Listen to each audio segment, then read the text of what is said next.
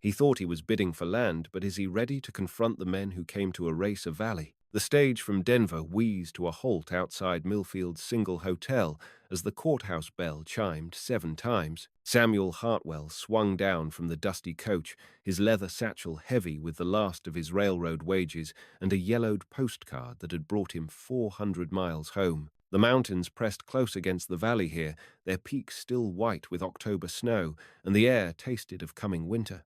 "Auction starts at 9, called the driver, already unhitching the team.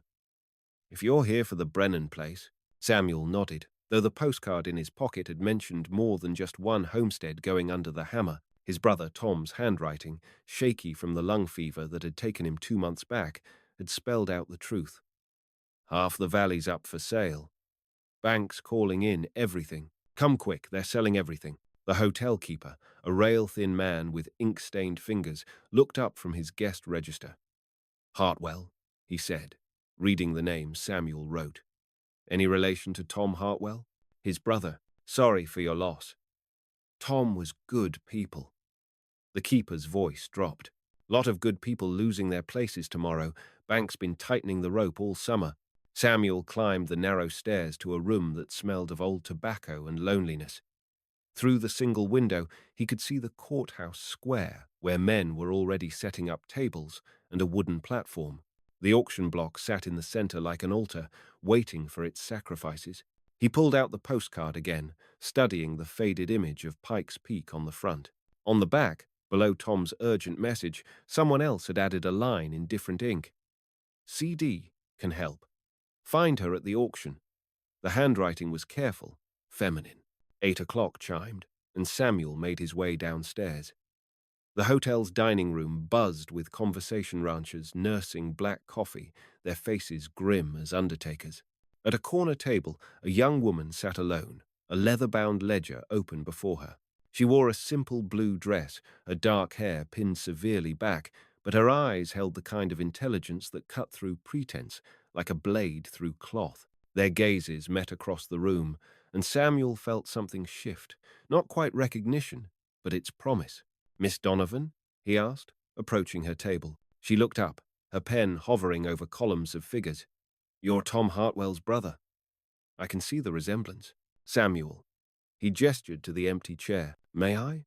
Clara Donovan nodded, closing the ledger with a soft thud. "Your brother was a good man. He tried to help folks understand what was coming. The foreclosures? More than that." She glanced around the dining room, then leaned forward. "Someone's been buying up the bank's paper. Not just taking what comes to auction, purchasing the debts beforehand, at discount. Whoever it is has been bleeding the valley dry on purpose." The courthouse bell tolled 9 times, its bronze voice carrying across the square. Through the window, Samuel could see the crowd gathering, families clutching their few remaining possessions, speculators with fat wallets and cold eyes. Clara stood, tucking the ledger under her arm. "If you want to know who's really behind this, stay close during the auction. Sometimes the hunter reveals himself when he thinks the prey is cornered." They walked together toward the courthouse, joining the stream of people flowing into the square. The auctioneer, a florid man with a voice like a carnival barker, had already begun his preliminary announcements. Behind him, Sheriff Donovan stood with arms folded, his badge catching the morning sun like a warning. "First lot," the auctioneer called, "the Henderson place. 40 acres of good bottomland, plus improvements. Do I hear $50? An elderly woman in a threadbare shawl raised her hand. "That's my home," she whispered to the man beside her. 40 years I've worked that land." A voice from the back of the crowd called out. 75. Samuel turned to see who had bid, but the speaker was hidden in the press of bodies. Clara touched his arm, nodding toward a man in an expensive suit who stood apart from the main crowd, making notes in a small book. "James Morrison," she murmured, "Denver lawyer. He's been at every auction this summer, but he never bids himself." The bidding climbed quickly, far beyond what any family could afford. When the hammer fell at $130, the old woman began to weep quietly. Next lot, the Kowalski farm and mill operation. Samuel's attention sharpened. The mill that ground grain for half the valley, the wheel that had stopped turning for the first time in 30 years. The Kowalski family stood together near the platform, 3 generations watching their inheritance disappear. Opening bid $200. This time, Samuel spotted the bidder immediately, a lean man with silver hair and a watch chain that caught the light. He bid with subtle nods, driving the price higher and higher, while the Kowalskis' faces grew more desperate. $500, the silver-haired man said clearly, his voice carrying over the crowd. A gasp ran through the square. $500 was more money than most families saw in 2 years. 500 going once. 600. The voice came from directly behind Samuel, quiet but firm. He turned to see Clara Donovan, her face pale but determined, holding up her hand.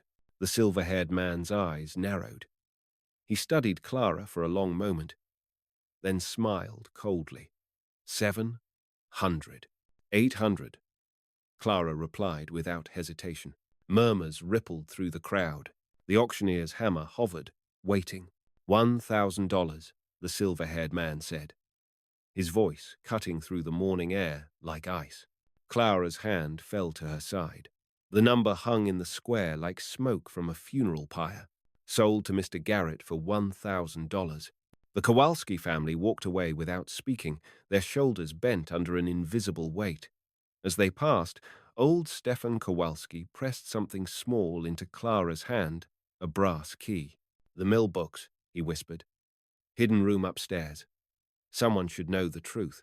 Clara nodded, slipping the key into her pocket. The auction continued, lot after lot falling to anonymous bidders or their representatives, the prices climbing beyond reason. With each sale, more families gathered their belongings and walked away from lives they'd spent decades building. Final lot of the morning, the auctioneer announced. The Brennan homestead, 80 acres, house and barn, creek frontage. Samuel's throat tightened. Tom's place. The land their grandfather had claimed fresh from the survey, where he'd learned to ride and rope and read the weather in the shape of clouds. Opening bid $100. Samuel raised his hand. Around him, other voices joined the bidding. But he kept his focus on the auctioneer, matching each increase with grim determination. The satchel under his arm held $340 every cent he'd saved from 2 years laying track in the Colorado mountains. 275. Samuel nodded, his pulse hammering. 3 more bids, and he'd be done. 300. He raised his hand again, aware that Clara was watching him intently. 325. This time Samuel hesitated. The bid had come from the silver-haired man, Garrett, who was studying him with the same cold calculation he'd shown the Kowalskis. Do I hear 350? The auctioneer called. Samuel's hand trembled as he raised it. $15 remained in his satchel, not enough for another round. $400, Garrett said calmly. The words hit Samuel like a physical blow. He watched helplessly as the auctioneer's hammer rose. 400 going once, 450. Clara's voice rang clear across the square. Every head turned toward her. Garrett's eyes narrowed to slits. 500, he counted. 600. Clara replied immediately. A hush fell over the crowd. Even the auctioneer seemed stunned by the rapid escalation. Garrett studied Clara for a long moment, his fingers drumming against his watch chain. Finally, he shook his head and stepped back into the crowd. Sold to Miss Donovan for $600. The square erupted in surprised chatter. Clara moved toward the clerk's table, pulling a bank draft from her reticule with hands that barely trembled. Samuel caught up with her as she signed the papers. Why? He asked. She looked up from the deed, her eyes unreadable. Because someone needs to find out what's really happening here. And Tom's brother seemed like the right person to help. The courthouse clock chimed noon as the morning's auction concluded. Families scattered like leaves before winter wind, some heading for the stage depot with their remaining possessions, others gathering in small groups to share their grief and anger. Clara handed Samuel the deed to his family's land. Partnership, she said. Your knowledge of the valley, my resources. We find out who's behind this, and we stop them. Samuel studied the document, his brother's land restored to family hands through the kindness of a stranger. What makes you think it can be stopped? Clara touched the brass key in her pocket, because men who work in shadows usually have something to hide, and hidden things have a way of coming to light. The afternoon sun slanted low through the windows of the abandoned mill, painting long rectangles of gold across the dusty floor. Clara and Samuel climbed the narrow stairs to the second story, following Stefan Kowalski's whispered directions. Behind a stack of grain sacks, Clara's key turned easily in a small door neither of them would have noticed otherwise. The hidden room was tiny, barely large enough for a desk and chair, but every inch of wall space was covered with papers, maps, and photographs. Stefan Kowalski's secret archive of the Valley's business contracts, correspondence, and a detailed map showing every property that had been foreclosed in the past year. "Look at this," Clara said, spreading the map across the desk. Red ink marked each lost farm and ranch, creating a pattern that snaked along Willow Creek from its headwaters in the mountains down to where it joined the Arkansas River. Samuel traced the red marks with his finger. "It's not random. Someone's been targeting specific properties." Clara pulled down a folder marked Denver and Rio Grande survey notes. Inside, official railroad documents detailed a proposed spur line that would follow Willow Creek's path exactly, connecting the main line to rich mineral deposits in the high country. "Copper," Samuel read aloud. "Estimated value of ore deposits, $2 million. And every foreclosed property sits right in the railroad's path." Clara's voice was tight with anger. "They've been driving families off their land to clear the way for a railroad spur. All those people losing their homes so someone in Denver can get rich." A board creaked downstairs. Samuel held up his hand for silence, listening. Footsteps crossed the mill's main floor, too heavy and deliberate to be settling timber. Clara quickly folded the map and stuffed it into her dress. Samuel gathered the most important documents, while she replaced the others, trying to leave the room looking undisturbed. The footsteps climbed the stairs. Samuel eased the hidden door shut and turned the key just as Boots appeared on the stairway. Sheriff Donovan's head emerged next, his eyes scanning the room suspiciously. "Miss Donovan." "Mr. Hartwell." The sheriff's hand rested on his gun butt. "Funny place for an afternoon stroll. I wanted to see the mill before the new owner changes everything," Clara said smoothly. "My father's bank held the mortgage, after all." Donovan's gaze moved between them, lingering on the grain sacks that concealed the hidden door. "Mill's been sold. New owner wants it cleared out and locked up tight.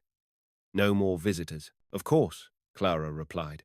"We were just leaving." They walked down the stairs together, Donovan following close enough that Samuel could smell the whiskey on his breath despite the early hour. Outside, the sheriff mounted his horse and sat watching until they reached the main road. "He knows," Samuel said once they were out of earshot, "or suspects. Either way, we can't go back there." Clara pulled the folded map from her dress. "But we don't need to. This tells us everything." They walked toward town as the sun touched the mountain peaks, painting them red as blood.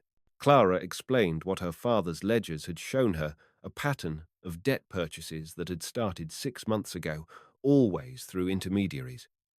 Always at prices that guaranteed foreclosure. "Garrett's just the front man," she said. "Someone with real money is behind this. Someone who knew about the railroad survey before it became public. Your father would have records of the debt sales." Clara's step faltered slightly.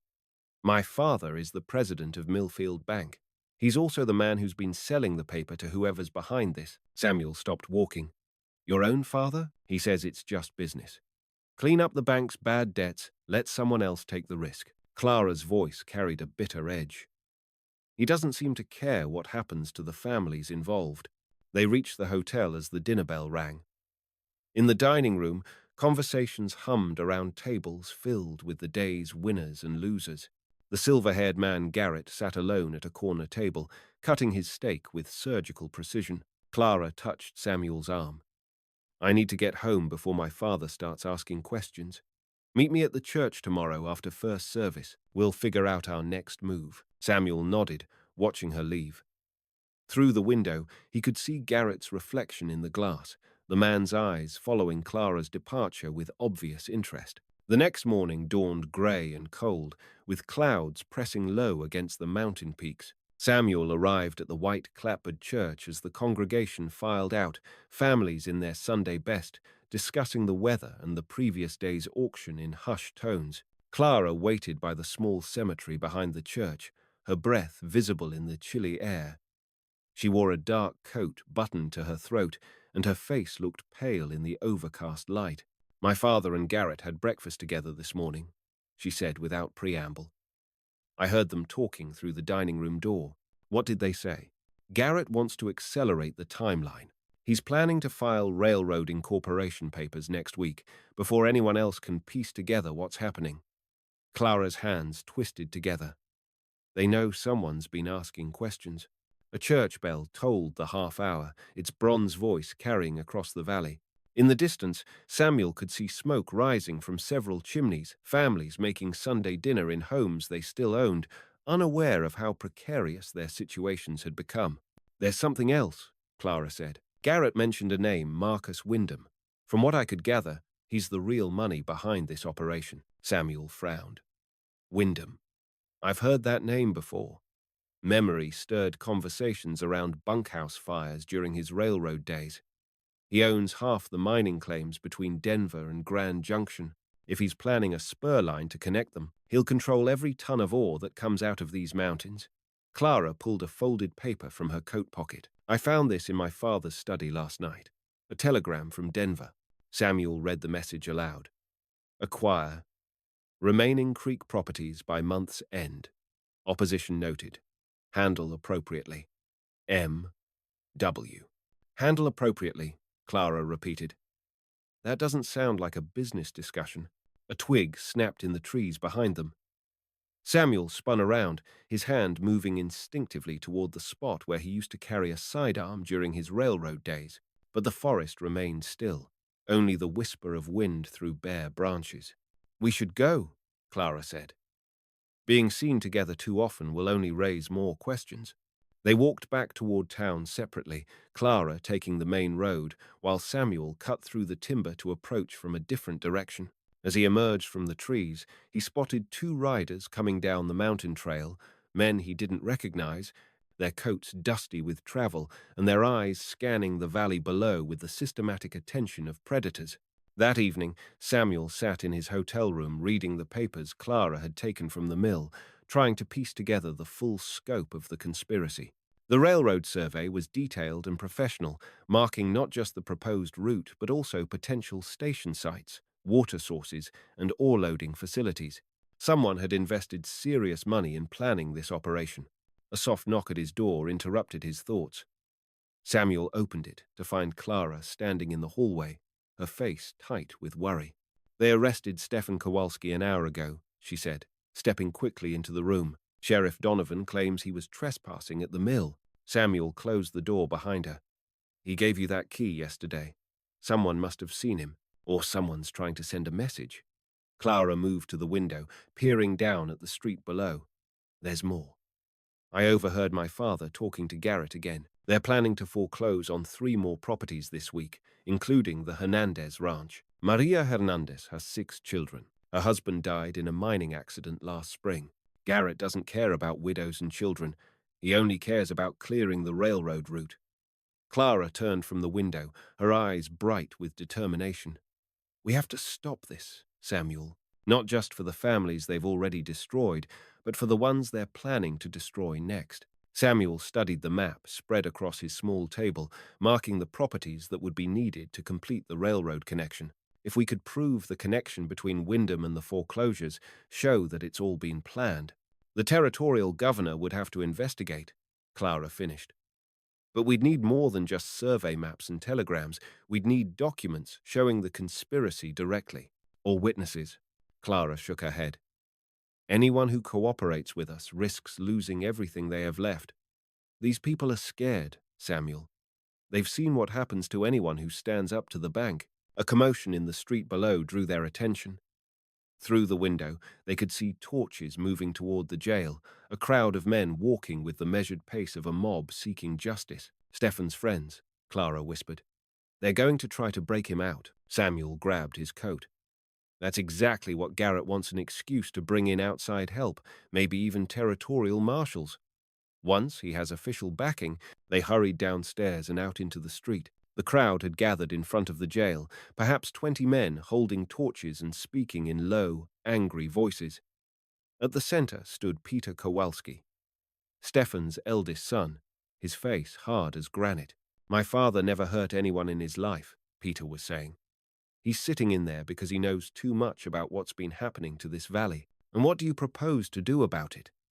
Sheriff Donovan had emerged from his office, his hand resting on his gun butt. Behind him, 3 deputies flanked the jail's entrance. "We want him released," Peter replied. "Tonight, can't do that. He'll get a fair trial, same as anyone." A voice from the crowd called out, "Fair trial from whose judge? The one who's been signing all those foreclosure orders?" The tension in the torchlight thickened as more men pressed in.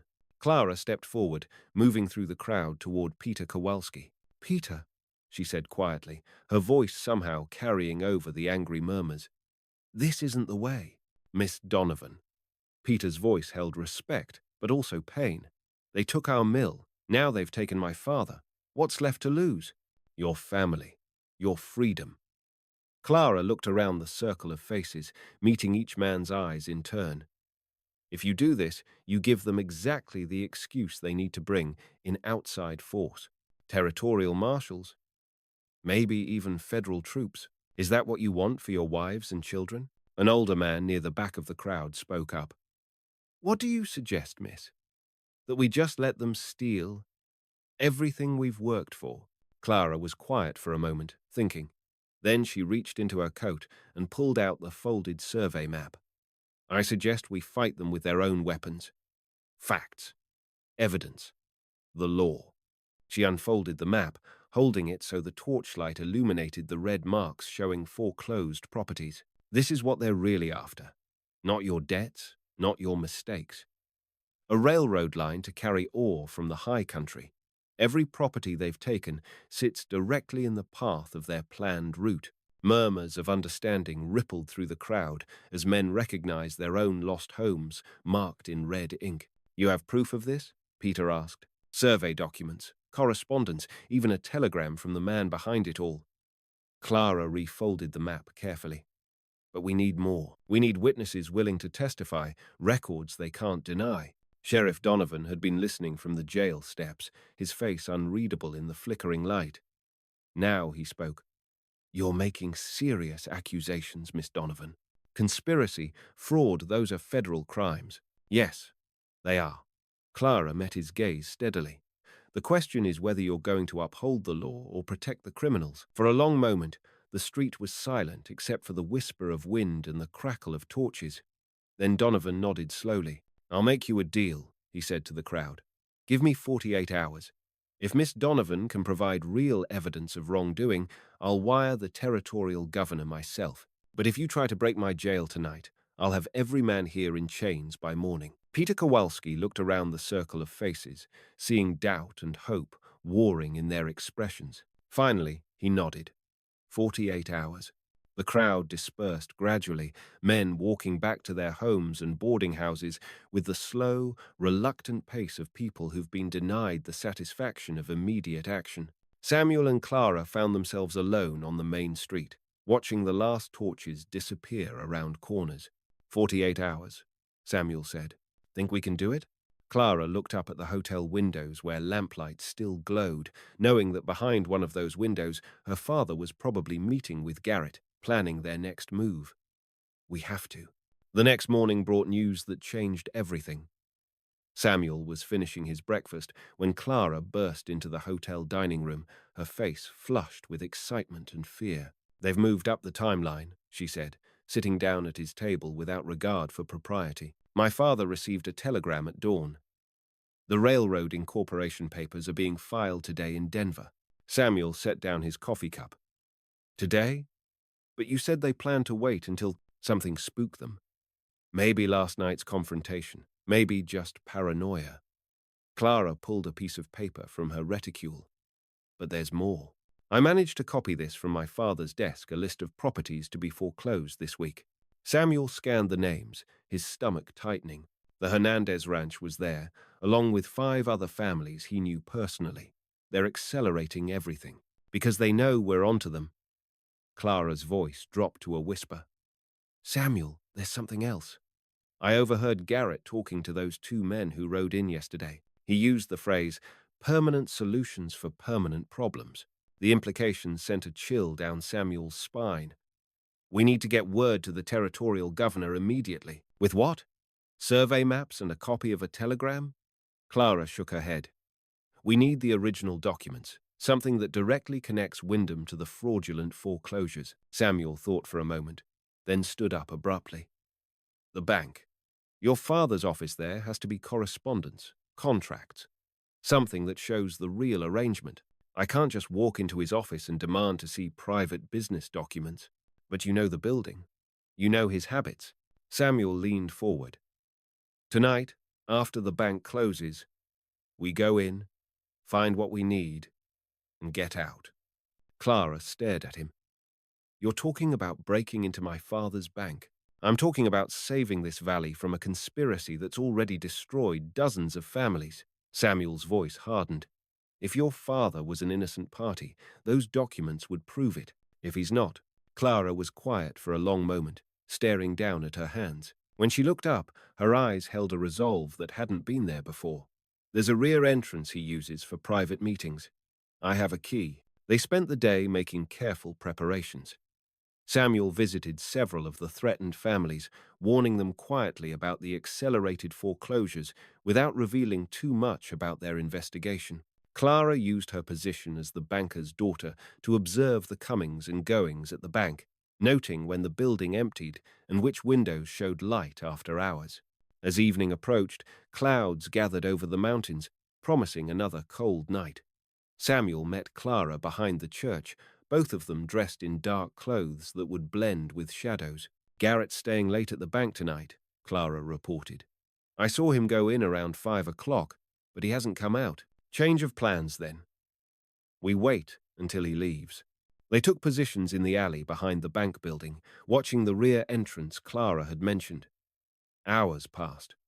The church clock chimed 8, then 9, then 10. Finally, the back door opened and Garrett emerged, carrying a leather portfolio under his arm. Samuel and Clara waited until his footsteps faded, then approached the door. Clara's key turned smoothly in the lock, and they slipped inside. The bank's interior was darker than Samuel had expected, with only faint moonlight filtering through the front windows. Clara led the way through the main banking floor to a private office in the rear, her movements confident despite the darkness. My father's desk, she whispered, pointing to a large wooden piece that dominated the small room. If there's correspondence with Wyndham, it would be there. Samuel struck a match, cupping the flame carefully as Clara opened desk drawers. The first drawers held only routine banking papers. The third drawer was locked. Here. Clara pulled a hairpin from her head, bending it into a makeshift lockpick. Tom taught me this when we were children. The lock clicked open, revealing a cache of documents that made both of them catch their breath. Letters from Marcus Wyndham detailed the entire conspiracy property acquisition targets, timeline for foreclosures, even instructions for dealing with local resistance. Samuel read one letter aloud in a whisper. Per our agreement, all Creek properties must be acquired by November 1st.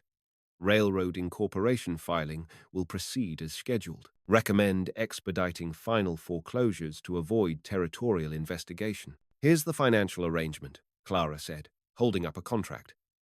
Wyndham's paying my father a percentage of the final property value, not just the debt amount. He's been profiting from every family's misery. A board creaked in the front of the building. Samuel blew out the match, plunging them into darkness. Footsteps crossed the main banking floor, moving toward the rear office. Samuel grabbed Clara's hand, pulling her toward a side door that led to a storage room. They slipped inside just as light appeared in the office doorway. Through a crack in the storage room door, Samuel could see Garrett's silhouette, lamp in one hand and gun in the other. The man moved systematically through the office, checking drawers and examining papers. I know someone's been here, Garrett said to the darkness. Documents. Don't rearrange themselves. Clara pressed against Samuel in the narrow storage space, both of them barely breathing. In her hand, she still clutched the contract that proved her father's guilt. Garrett spent another 10 minutes searching the office, then moved back toward the front of the bank. Samuel and Clara waited until they heard the front door close before emerging from hiding. "We have to go," Samuel whispered. "Now, before he comes back with help." They slipped out the rear entrance, locking the door behind them. In the alley, Clara leaned against the wall, her breath coming in short gasps. "My father," she said quietly. "He's really part of this." Samuel folded the stolen documents carefully. "These letters prove everything: the conspiracy, the fraud, the planned railroad. With this evidence, the territorial governor will have to act, if we can get it to him before Garrett and my father realize what's missing." They hurried through the dark streets toward the hotel, keeping to shadows and avoiding the main thoroughfares. Behind them, the bank building sat silent and dark, holding its secrets for a few more hours. In Samuel's hotel room, they spread the documents across the small table, cataloging their discovery. Letters, contracts, maps, and financial records painted a picture of systematic fraud that had been months in the planning. "We need to get these to the territorial capital immediately," Samuel said. "The morning stage can carry them to the telegraph office in Colorado Springs." Clara nodded, then froze as boots clattered on the hotel stairs outside. Heavy footsteps, moving with purpose. A fist hammered on the door. "Open up! Sheriff's business!" Samuel quickly gathered the documents while Clara moved toward the window. Below in the street, torches flickered a larger group than just Donovan and his deputies. "Mr. Hartwell, Miss Donovan, we know you're in there." Clara turned from the window. "Garrett's with them. And those two strangers. From yesterday." Samuel stuffed the documents inside his coat. "The window. Can we reach the roof?" Before Clara could answer, something heavy crashed against the door. The wood splintered around the lock. "Go," Samuel said, pushing Clara toward the window. "Get these documents out of town. Wire the governor from Colorado Springs. I'm not leaving you. Someone has to tell the story if they stop us here." Samuel pressed the papers into her hands. "Those families are counting on this evidence." The door burst open. Sheriff Donovan stepped through, gun drawn, followed by Garrett and two hard-faced men Samuel didn't recognize. "Miss Donovan," Garrett said smoothly, "your father's been looking for you." Clara had one leg over the windowsill, but now she stopped, seeing the gun barrels pointed at Samuel. "Let him go," she said. "This was my idea." Garrett smiled coldly. "I'm sure it was. Young ladies sometimes get romantic notions about justice and fairness. Fortunately, those notions can be corrected." Samuel took a step forward, drawing attention away from Clara. "You can't stop everyone from knowing the truth. Too many people have already seen the evidence." "What evidence?" Garrett gestured around the room. "I see a drifter and a banker's daughter meeting secretly in a hotel room. Scandalous, perhaps, but hardly criminal." One of the strangers moved closer to the window, cutting off Clara's escape route. Samuel realized with growing dread that these men had come prepared for violence, not just arrests. "You made one mistake," Samuel said, still trying to buy time. "You assumed no one would fight back." Garrett's smile widened. "Oh, but they won't. You see, by tomorrow morning, the story will be quite simple. A tragic fire at the hotel, caused by an overturned lamp. Two bodies found in the wreckage, a drifter and a young woman who'd been meeting him secretly. Very sad, very romantic, very final." Samuel met Clara's eyes across the room, seeing his own desperation reflected there. The documents inside his coat felt heavy as stones, the weight of evidence that would die with them if they didn't find a way out. The church bell chimed midnight, its bronze voice carrying across the valley like a funeral toll. "Such a shame," Garrett continued, pulling out a match. "But progress requires sacrifice. The railroad will bring prosperity to this valley, even if a few people have to be removed to make way for it." The smell of coal oil thickened as one of the strangers sloshed liquid across the room, walls gleaming wet in the lamplight. Garrett's smile curved as he struck a match. Samuel calculated distances, angles, chances the window behind Clara, Donovan's gun hand, the spreading pool that would turn the room into an inferno. Then, from the night outside, came a sudden clamour.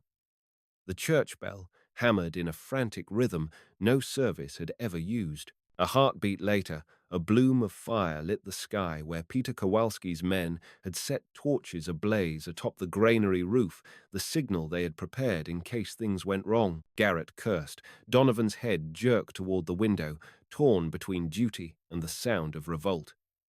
That single hesitation was enough. Samuel lunged, knocking the coal oil can aside and driving his shoulder into the nearest gunman. The match skittered harmlessly across the floor. Clara slipped through the window onto the steep roof as gunfire erupted, wood splintering around Samuel. He rolled, struck hard, then scrambled after her, the night air burning cold on his face. On the roof, Clara was already moving toward the trellis. "The papers, do you have them?" she gasped. Samuel patted his coat. "Still here." They dropped into the alley as shouts rose in the street.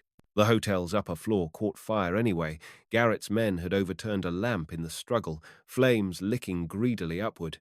But Samuel and Clara slipped into the shadows, moving with the urgency of fugitives.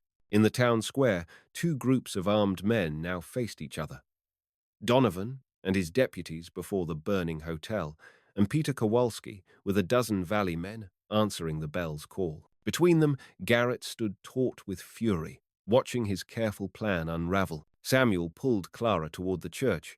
Inside, by moonlight, they opened the hidden safe behind the pulpit. Clara placed the damning letters and contracts inside, then locked it fast. "Peter's riders will carry copies to Denver before dawn," she whispered. "Even if we fall, the truth won't." Samuel's nod was grim. "Then we've done our part." The valley woke to hoofbeats federal marshals riding in from the pass, their badges catching the early light. Word spread faster than smoke. Families filled the square as the lead marshal dismounted with papers in hand. These were not men chasing rumors. Overnight, Peter's courier had delivered copies of Wyndham's letters to the territorial governor. The marshals arrived, holding evidence, not questions. They went first to Garrett, stripping him of his weapon and clapping irons on his wrists. Sheriff Donovan and the hired guns followed, bound before the eyes of the town they had betrayed. Donovan did not resist, only muttered toward Clara as they led him past. "I gave you 48 hours. You made them count." Clara and Samuel stood near the church steps, soot-streaked but unbroken. When Marshal Crawford approached, his voice carried the weight of certainty. "We have your documents. The governor thanks you for safeguarding them. Now we'll see justice done in Denver." Samuel glanced at Clara. For the first time since the auction bell, the valley seemed to breathe again. "Tom left the land to me," he said slowly. "But he also left something else, a responsibility to the people in this valley." Clara smiled. "The town will need a new sheriff. Someone the people trust, and a new banker. Someone who understands that profit shouldn't come at the expense of neighbors." They walked back toward town together, passing the ruins of the hotel where they had nearly died. In the harsh light of morning, the blackened timbers looked less like a tragedy and more like the foundation for something new. At the bank, federal agents were cataloging evidence while families lined up outside, waiting to reclaim their deed papers. The Kowalski mill wheel had started turning again, its steady rhythm promising grain for winter and hope for spring. Samuel paused at the bank's entrance, where a federal notice proclaimed the building under government seizure. Soon, someone would have to reopen it, restore trust, rebuild the financial foundation that held communities together. "Partners?" Clara asked, echoing her words from the auction.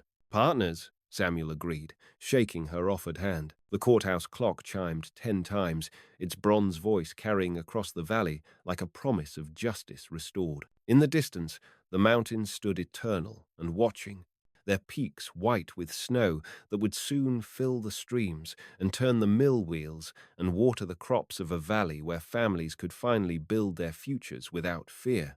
The yellowed postcard in Samuel's pocket, Tom's final message, had brought him home to find more than just land. He had found purpose, partnership, and a community worth fighting for. The auction that had seemed like an ending had become, instead, a beginning. As the morning sun climbed higher, Samuel Hartwell stood in the main street of Millfield, Colorado, watching families reclaim their dreams and knowing that sometimes the best way to honor the past is to build a better future. The war for justice had been won, not with guns or violence, but with evidence and courage, and the simple truth that some things home, family, community are worth any price. If something in this story touched you, linger with us. We'll handle the rest.